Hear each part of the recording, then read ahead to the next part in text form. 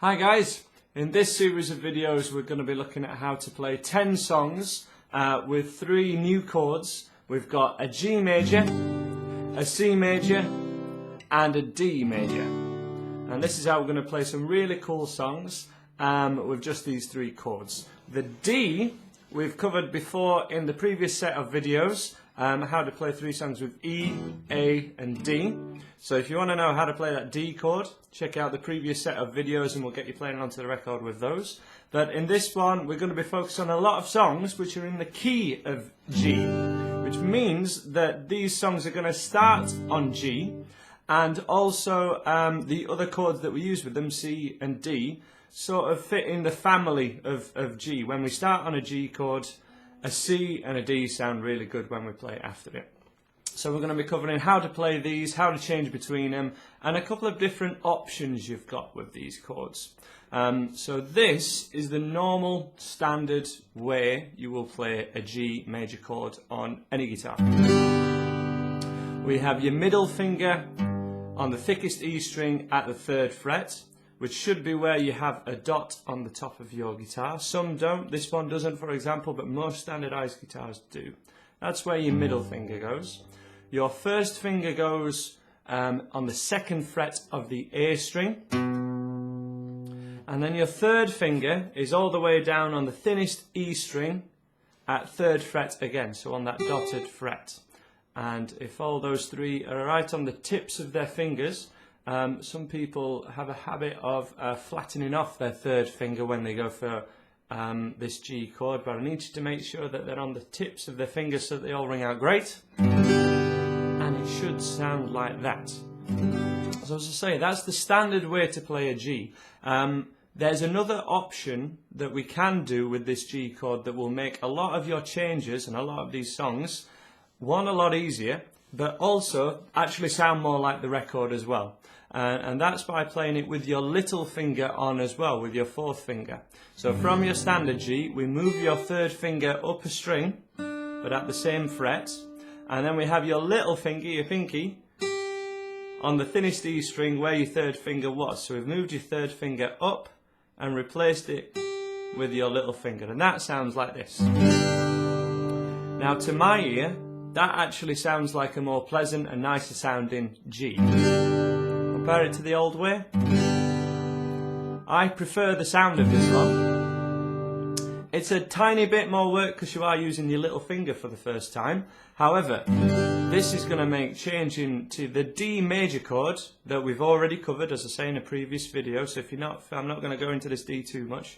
But we make this little triangle shape with your 1st finger at 2nd fret on the 3rd string, so that's the G, and middle finger on the 2nd fret on the top E string, and then your 3rd finger creates a little triangle shape, and that's your D major chord. As I say, this gets used a lot with a G, and if we use this Noel Gallagher method, which is what I nickname it with your 2 little fingers here, this way of playing G, I'm going to nickname the Noel Gallagher of Oasis fame. G.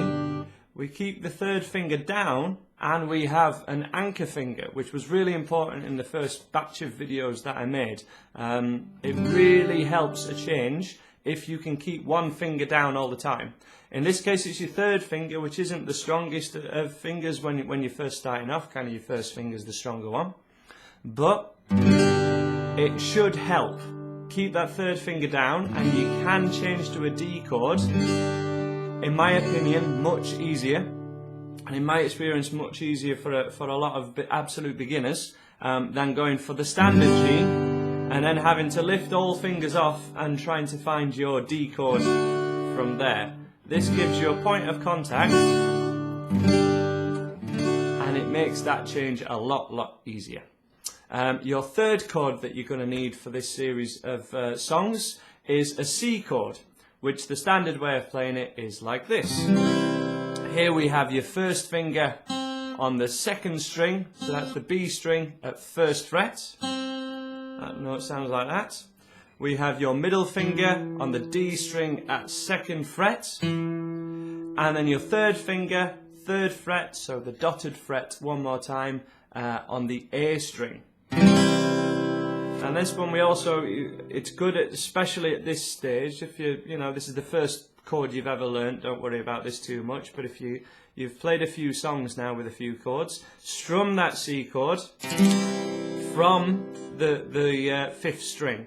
Don't play the thickest E string, it can sound a little C chord sounding like that, that's fine. If you notice on the diagram, there's a little cross on that string. Remember, these diagrams are kind of written upside down, but so the cross will be on the bottom here, but this is actually your bottom string because it's the lowest one. And we don't want to play this string on the C chord, otherwise it sounds like this, rather than sounding like this.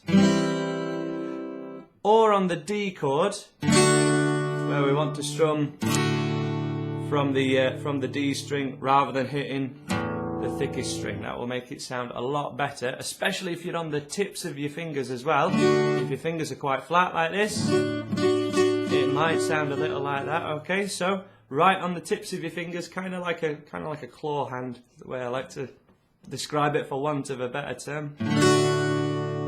That's your D chord, and then we had the C chord like this. Okay. This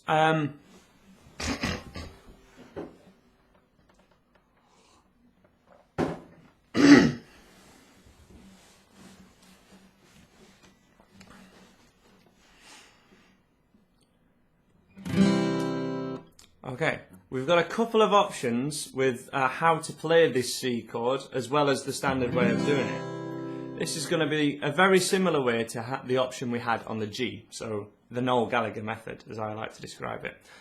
When we play this C, that's a big change from both the G and the D, which the G to a D was quite a big change as well when you're first getting used to it. But what I would like to introduce to you is a way to play a C, which is a C add 9, which again sounds really great for a lot of these songs. This is actually the C that will be used in this song. This isn't a easy cheating beginner's C. This is a C that is used in songs because it sounds great. After you've done a few songs at this stage, I would like you to be able to change between a full normal G to a full normal C and the D. But to be able to do this in songs and get the sound of the record, this method is actually really used an awful lot, especially with these three chords in this sequence. So we have a G chord with the Noel Gallagher method. Play this with me now. So 3, 2, 1. This is your Noel Gallagher G. Then to play your C chord, we just move your first finger and your middle finger down one string. And don't play the thickest E string. And it sounds like this. This is your Noel Gallagher C chord. And it's not just used for Oasis songs, it's going to be used in lots of songs. For example, we're going to be able to play Free Falling with this chord change. And then to a D. And that third finger is going to stay down the whole time, which, as I say, is going to make this a whole lot easier for you. But I just want you to know exactly what chords we're playing here. Also, for another song that we're going to be going for, Sweet Home Alabama, this is the proper way to do those chords, even to do the riff. That's how the chords are made. It's not actually a full C. So really, really useful stuff. And so yes, just as a little bit more explanation as to why this is a C chord, because your fingers seem in totally different places, right, to where they were before.